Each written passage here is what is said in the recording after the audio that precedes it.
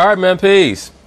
So for many of us who follow the NBA, it's pretty much become the consensus that the altercation between Kevin Durant and Draymond Green will act as the quote-unquote tipping point in regards to whether or not KD decides to sign back with the Warriors as opposed to leave.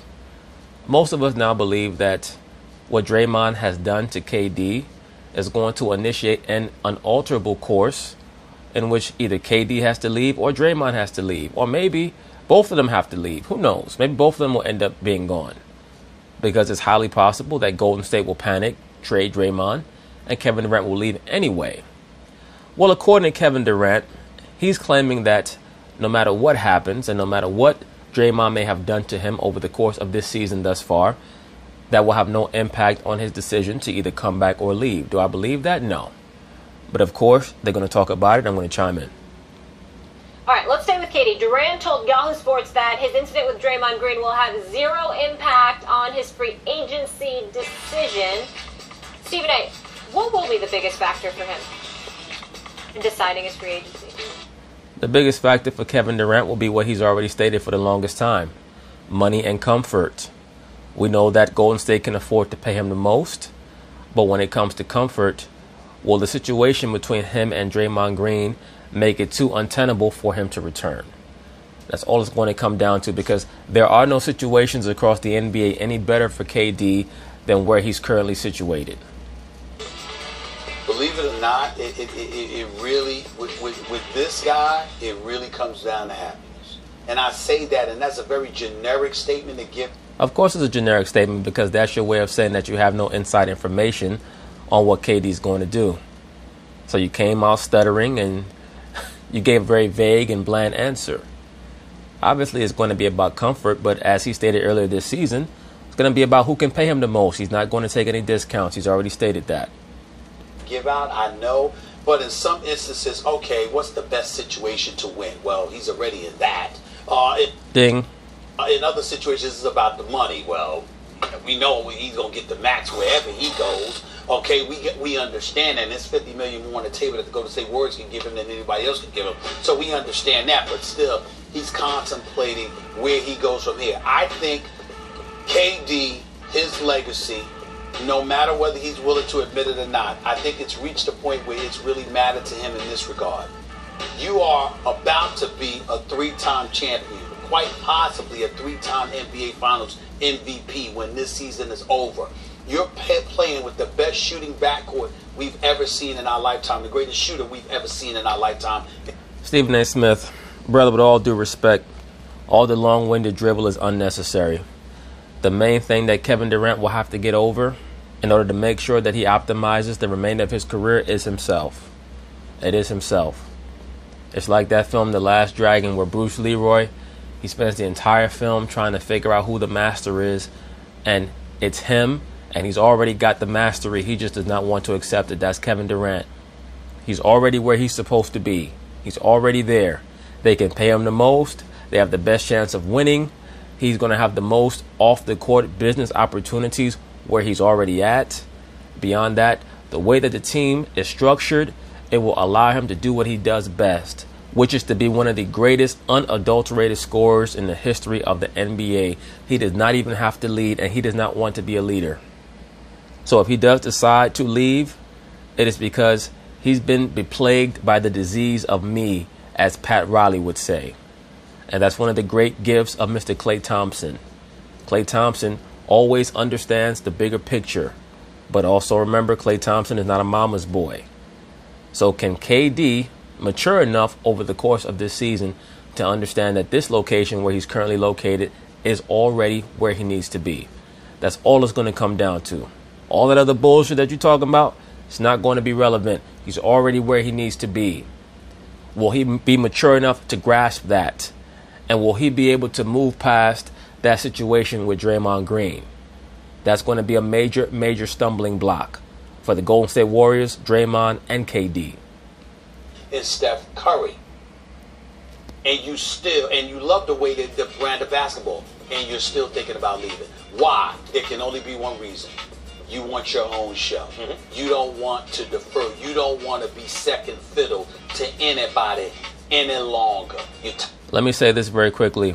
Kevin Durant understands that most likely in his mind, which is the most important place, but when it comes to the NBA fans as well as the NBA media, if Kevin Durant were to win a championship with Golden State, he'd be a 3-time world champion. But if he were to go somewhere else and just win one, like LeBron did in Cleveland, it would count more, that one, than the 3 in Golden State. The mainstream liberal sports media and the basketball fans at large worldwide would give him credit as a 4-time world champion, and they would not try to add an asterisk after giving him that title. Remember, when LeBron James won those 2 titles in Miami, everybody was saying, yeah, but he had to run down to Miami to do it. After he won the title in Cleveland, people just call him a 3-time world champion. They don't even want to acknowledge how upset they were when LeBron James left Cleveland the first time. They tried to erase that from the official record. That's what Kevin Durant wants. He wants to go somewhere else, lead a team to a championship, because he knows that will validate the 3 with Golden State. That is what I believe is going on in his mind, and that will be the reason why he will leave. You tied LeBron James if you win the championship this year with championships. But still in all, in Golden State, you'll never be bigger than Steph Curry. You'll never, because you came here via trade. This guy was drafted. He's homegrown. They love him. He's family. It will always be. Steph Curry is the Derek Jeter, right, of the NBA for the Golden State Warriors. You ain't exceeding that. So right, but once again, Steve, that's not really the issue. We already know that. The real issue is, does Kevin Durant want to be the greatest beta in the history of the NBA or be a bad alpha? And I had a guy jump in my comments, oh, I see you believe in that alpha bit. Look, it's not about what I believe in. That's just about life. In life, wherever you go, you have to get in line. You either get in line based off of preeminence or you get in line based off of who got there first. That's life. When everybody lines up side by side, there's no order. Nobody knows who goes first. That means that you have chaos.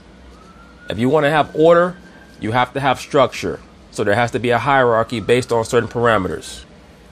That's not just in the animal kingdom. That's anywhere.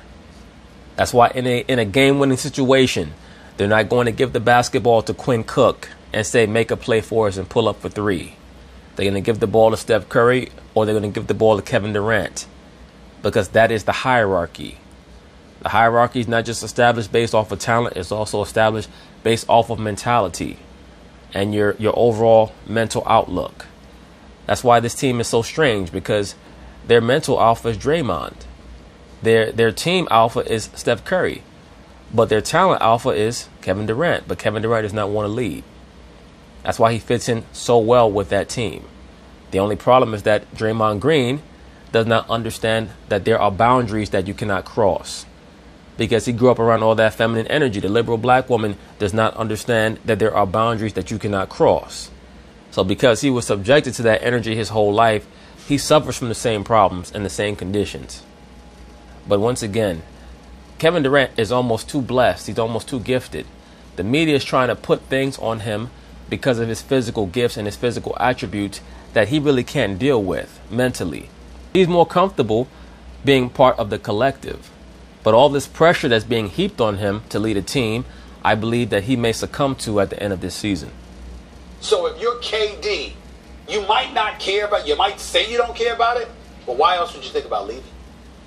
Listen, the number one factor, the question is what would be the biggest factor determining his free agency? And what we find out in terms of the shamelessness of players nowadays, wherever he thinks he can win the most, where it can be his team. So, Where it could be his does he go meet LeBron in LA? Well, then he's LeBron saying, come here, KD, and he's going, I don't think that's that likely. Does he go to the Clippers? Maybe if Kawhi would meet him there, but then... Once again, if I'm the Golden State front office, I trade KD before I trade Draymond. Why is that? Because I already know what I can do with the core of Steph Curry, Klay Thompson, Draymond, and a fair to above average small forward. If I trade Draymond, I'm not quite sure what I can do in the long run with Steph, KD, and Klay, and no toughness in the middle defensively. People are thinking that DeMarcus Cousins can replace Draymond. No, he cannot. No, he cannot.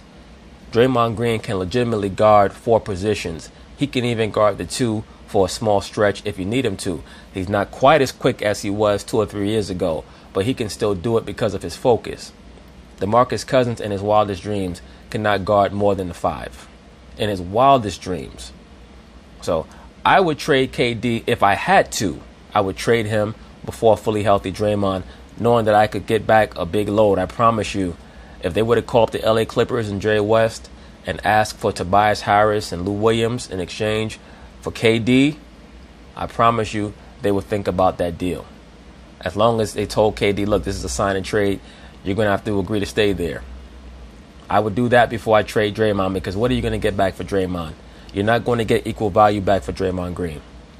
Then whose team is it? Does he go to the Knicks?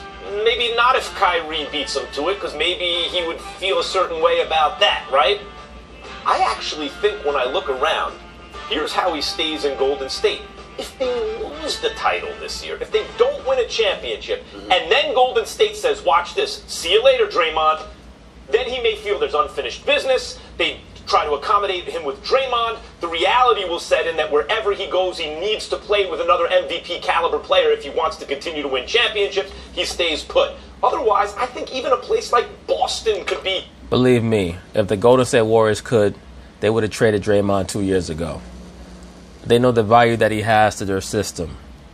But if they could have, they would have traded him a long time ago. You know, he's going to look for the scenario where he will be recognized as the best player to be his team, and he can win championships. Well, first of all, I don't think it'll be his team even if he went to Boston if Kyrie stays there. Right. But if Kyrie leaves... Yeah, that's number one. Right, but if you're Kevin Durant, why would you want to go to the Boston Celtics with there being no Kyrie Irving there? To do what?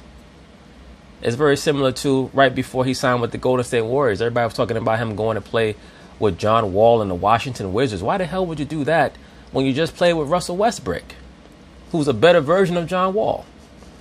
These people, they come up with the most asinine scenarios and then act shocked when none of the scenarios that they laid out come to fruition. One. Number two, I say happiness for a reason. You're a 3-time champion.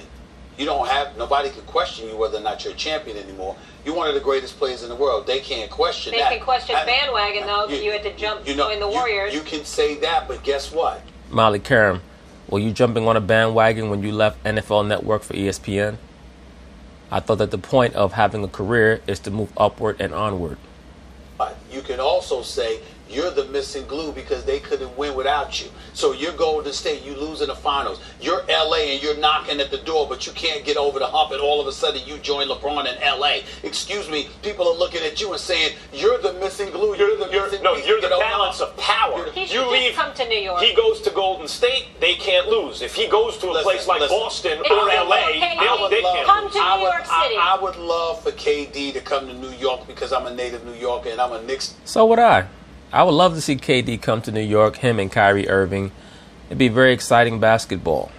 But I mean, at the end of the day, what would be the point of that if you're already where you need to be? The only variable that I see acting as an impetus to really push KD out is the Draymond factor. Because that blow-up, that was not a one-time situation. That was something that I'm pretty sure probably happens in practice and in the locker room, and it spilled out onto the game floor. And that's why I use the analogy. There's a difference between you and your woman having an argument in the house as opposed to her trying to flip on you out in the street. That shows a total lack of respect and regard for you as a person. And I think that KD is coming to the same understanding about Draymond. Knicks fan, would I be upset if he ended up in Southern California? Oh, here we go. It would bother me. I mean, it would be a crime. I would like it, but if Anthony Davis would have ended up in Golden State, if Kawhi Leonard would have ended up in Golden State or something like that, and KD ended up in LA, and then you had LA battling Golden State for a few years to come for supremacy within the Western Conference, I can think of worse scenarios. The fact is, KD, right? Now look at the scenario that Stephen A. Smith just laid out of Kevin Durant going to the LA Lakers and either Kawhi Leonard or Anthony Davis ending up with the Golden State Warriors, or maybe Kawhi Leonard and Anthony Davis ending up with the Golden State Warriors. Now, in the previous video that I did, I stated that if KD leaves, he leaves. Then you should center all your attention on Kawhi Leonard. I honestly think that Kawhi Leonard would be an even better fit with the Golden State Warriors than KD, because Kawhi and Draymond will get along a lot better than KD and Draymond. because Kawhi is not sensitive at all. Right now, you're going to move to LA and you're going to miss New York. KD is the balance of power in the NBA. If you went to the Knicks and Porzingis got healthy, they would be a load. If you went to Boston, they'd win. If you went to LA, they'd win. He's the balance of power in the league right now. Brian Windhorst has a really interesting article out right now why KD's the most powerful man in the NBA because this decision affects so many people. Check it out. But anyway, that's basically it on that. We'll see how things go. I do have the sneaky suspicion that should Kevin Durant decide to leave the Golden State Warriors, that a lot of this energy that he's putting forth to the media about how Draymond Green has had no effect on his decision, I'm pretty sure that he will change his tune. So peace.